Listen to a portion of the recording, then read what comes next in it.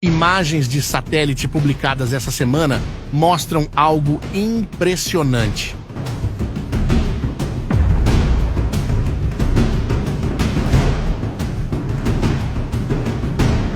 A Ucrânia, para a surpresa de muitos, deu mais um duro golpe na Rússia.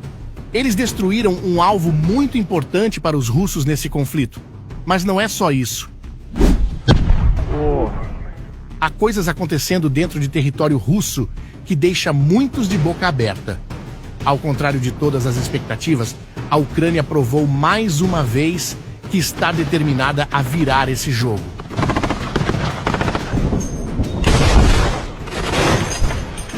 E como eles estão conseguindo isso? Bem, como você sabe, os ucranianos cruzaram as fronteiras com a Rússia e realizaram uma invasão que pegou os russos de surpresa. Foi uma operação meticulosamente planejada.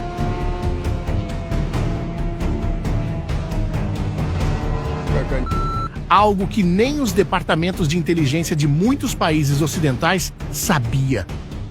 Eles mantiveram todos os detalhes desse plano guardados às 7 chaves para não levantar nenhuma suspeita. E tenho que concordar que eles foram, no mínimo, audaciosos. Veja, para que os russos não suspeitassem de nada, a Ucrânia colocou vários soldados próximos às fronteiras, fingindo que estavam executando exercícios militares. Não é algo incomum nos dias de hoje e acabou fazendo com que os russos baixassem a guarda. E então, sem aviso prévio, generais ucranianos deram o comando. Podem invadir.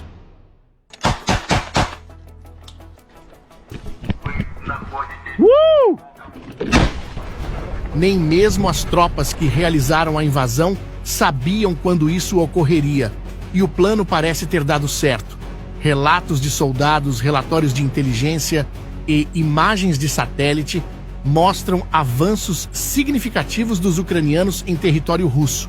Estimativas ucranianas falam em mais de 1.000 quilômetros quadrados tomados em poucos dias. Mas é aqui que as coisas ficam interessantes. A Ucrânia não invadiu a Rússia para apenas dar um susto neles. Como se diz mesmo, o buraco é mais embaixo. Veja, em 15 de agosto, poucos dias após a invasão, a Ucrânia lançou um ataque audacioso contra uma ponte que cruzava o rio Seine, perto da cidade de Glushkovo, na região de Kursk. Mas esta não era uma ponte qualquer, era uma artéria vital para o abastecimento das tropas russas. Essa informação foi confirmada por Mykola Oleshuk, comandante das Forças Aéreas Ucranianas. Eles ainda liberaram um vídeo mostrando a ponte partida ao meio. A destruição dessa ponte foi um golpe significativo na logística russa, interrompendo uma rota crucial de suprimentos. Poucos dias depois, mais um duro golpe. A Ucrânia trouxe a público mais um vídeo mostrando o incrível momento em que uma ponte que cruza esse mesmo rio é atingida. É a segunda ponte danificada em pouco tempo, causando não só problemas logísticos para as tropas russas, mas também para o abastecimento das cidades que dependem delas. O canal de Telegram russo chamado Mesh confirmou a informação, dizendo que a ponte ficava próxima ao vilarejo de Zvanoye. Eles alegam também que mísseis HIMARS fornecidos pelos Estados Unidos foram utilizados para realizar o ataque.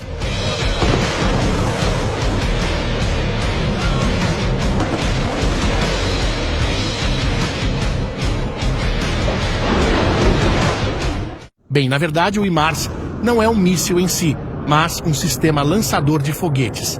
Ele tem a capacidade de transportar até 6 foguetes GMRLS ou um míssil MGM-140 Attack-MS. E sim, ele é desenvolvido e produzido pelos norte-americanos.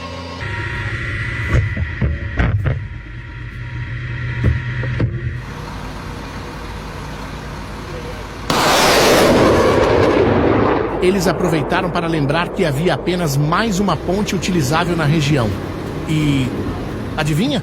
Bem, essa ponte também foi destruída. No dia 19, o canal de Telegram russo Astra disse que a ponte sobre esse mesmo rio, próxima ao vilarejo de Karj, foi atingida. A destruição dessa ponte cortou completamente os suprimentos que eram destinados às tropas russas no distrito de Hlushkivsky. Os moradores desse distrito foram evacuados logo após, usando barcos. Agora, com todas as pontes destruídas, a Ucrânia criou um grande problema para os russos.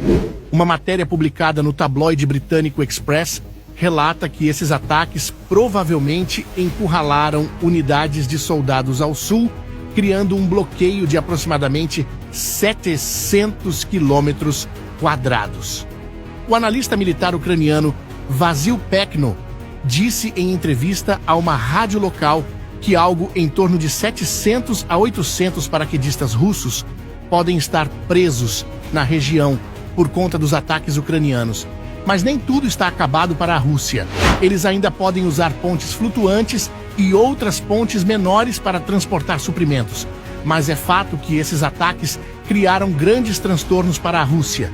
Agora você pode estar se perguntando, mas por que essas pontes são tão importantes? Por que a Ucrânia está focando nelas?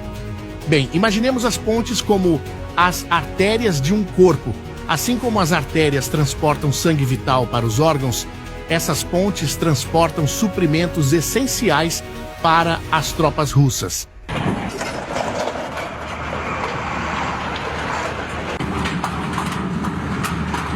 Ao destruí-las, a Ucrânia efetivamente está cortando as linhas de abastecimento do inimigo. Mas há mais. Essas pontes não estavam localizadas na linha de frente. Elas estavam bem dentro do território russo, a dezenas de quilômetros da fronteira. Isso significa que a Ucrânia não está apenas se defendendo, mas levando a luta para dentro da Rússia.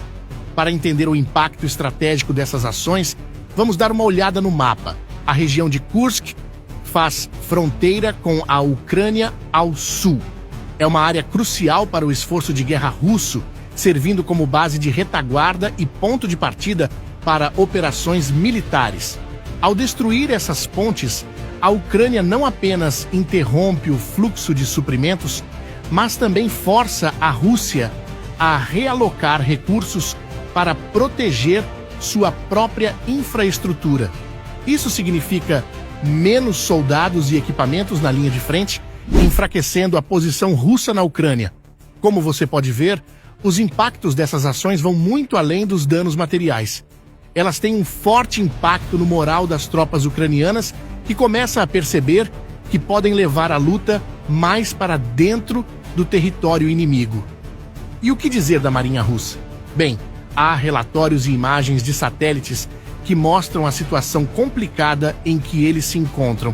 A Marinha Russa parece estar literalmente afundando. A Ucrânia afirma ter destruído metade da frota russa do Mar Negro desde o início da guerra. Isso inclui um submarino, o Rostov-on-Don, que teria sido afundado recentemente. Enquanto isso, Zelensky afirma que a Ucrânia segue avançando dentro da Rússia. Mais de 120 mil russos já fugiram das áreas de fronteira. O governador da cidade russa de Belgorod, inclusive, anunciou a evacuação de 5 vilas. Putin, que esperava uma vitória rápida, agora terá que repensar melhor sua estratégia. Como você pode ver, sua operação militar especial se transformou em um pesadelo prolongado. A economia russa continua sob o peso de fortes sanções. O prestígio militar do país e a aparente tranquilidade de Putin estão começando a ser questionadas. Então fica a pergunta: será mesmo que a Rússia já venceu essa guerra, como muitos dizem? E você, o que pensa sobre isso? Acredita que a Rússia ainda tem cartas na manga e vai jogar elas no momento certo? Ou será que uma imagem irrealista sobre a Rússia pode ter sido criada e só agora estamos percebendo isso?